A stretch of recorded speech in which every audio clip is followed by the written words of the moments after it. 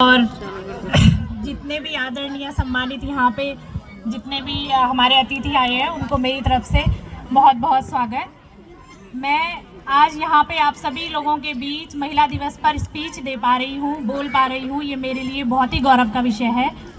और ज़्यादा समय न लेते हुए एक शॉर्ट स्टोरी में मैं आपको महिला दिवस का बताऊंगी, क्योंकि अभी भी यहाँ पे बच्चे डांस कर रहे हैं, बोल रहे हैं, तो ये बहुत बड़ी आज़ादी है क्योंकि तपोवन बहुत डेवलप जगह है, इसीलिए यहाँ पे संभव हो पाया है। अन्यथा बहुत सारी जगहें ऐसी हैं जहाँ पे अभी तक लड़कियों के डांस करने पर तक भी प्रतिबंध है।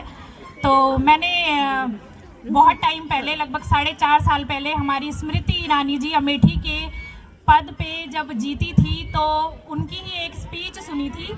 तो बहुत ही बड़ी बात थी कि वो एक महिला होने के बाद एक पुरुष को हराकर उस पद पर आई थी, जो बहुत बड़ा पद था। और उन्होंने मुझे बताया, मैंने उस स्पीच में सुना कि जब वो अमेठी में महिलाओं से मिली तो एक महिला उनसे मिली और वो उस महिला से बहुत प्रभावित हुई। तो जब वो उस महिला से प्रभावित हुई तो उन्होंने कहा कि जब मैं स्टेज पर जाऊं तो तुम्हें क्या कह के बुलाऊं, कि मैं किससे मिली। तो उस महिला ने कहा कि सिर्फ इतना बोल देना कि मैं उस महिला को मंच पे बुलाना चाहती हूँ जिस महिला ने अपनी 3 दिन की बच्ची को मारने की कोशिश करी और वो विफल रही।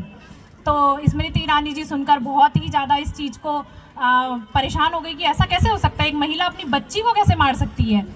तो जब उन्होंने उसकी स्टोरी पूछी कि आखिर स्टोरी क्या है, तो उन महिला ने बताया कि मैं प्रेग्नेंट थी और मेरी तीसरी बच्ची होने वाली थी, और जब मेरे पति को इस बात का पता चला तो मेरे पति और मेरे जितने भी ससुराल वाले थे वो मुझे हॉस्पिटल में ही छोड़कर चले गए।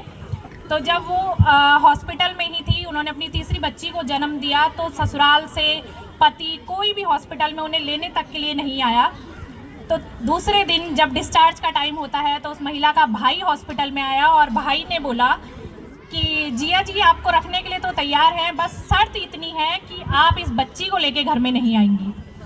तो बाद में महिला ने सोचा कि ठीक है, ये तो हमारे यहाँ का रिवाज है, लड़कियों को मार ही दिया जाता है, तो कोई बहुत बड़ी बात भी नहीं है। वो महिला वहाँ से घर गई और उन्होंने अपनी बच्ची को मारने का प्लान करा। एक नॉर्मल मौत दिखाना था ताकि पुलिस केस भी ना हो, तो उन्होंने अपनी बच्ची को खाट पर बाहर लिटा दिया, सारे कपड़े उतार कर, और सोचा 2-4 घंटे में तो मरी जाएगी।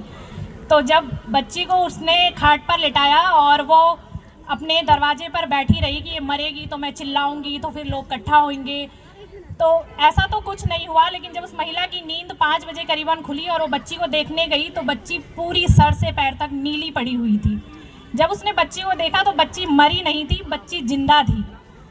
उस बच्ची को देखने के बाद उसने बच्ची को उठाया और अंदर ले गई, और उसने ये सोचा कि जब ये बच्ची पूरी रात मौत से लड़ सकती है और जी सकती है, तो क्या मैं इसके लिए अपने पति से नहीं लड़ सकती हूँ। तो अपने पति से उसने लड़ी, और भले वो अपने पति से अलग हुई लेकिन एक महिला होने के नाते उसने अपनी बच्ची को उसको जिंदा रखा, और आज भी वो महिला अमेठी में है। स्मृति ईरानी जी को उस स्पीच को सुनकर मैं इतनी प्रभावित हुई हूँ कि सचमुच में एक महिला चाहे तो क्या नहीं कर सकती है। तो इसी महिला दिवस पे मैं ये कहना चाहूँगी कि एक महिला होना, पुरुषों को हम बोल सकते हैं कि पुरुष हर जगह साथ नहीं देते हैं, लेकिन बहुत जगह साथ देते हैं। जैसे भी आज ये सारा अरेंजमेंट, मैं यही हूँ, मेरा मायके यहीं का ही है, तो सब मेरे चाचा, मामा, भाई, मामी यही लगते हैं। तो आज भी यहाँ पे देखिए पुरुषों ने कितना अच्छा अरेंजमेंट महिलाओं के साथ करा है। लेकिन कुछ जगह पे ऐसे होते हैं जहाँ पे अगर पुरुष साथ ना दे तो एक अकेली महिला भी बहुत कुछ कर सकती है।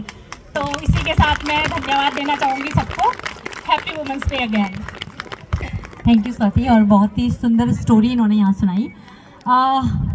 सम्मान के इसी क्रम में मैं हमारे क्षेत्र के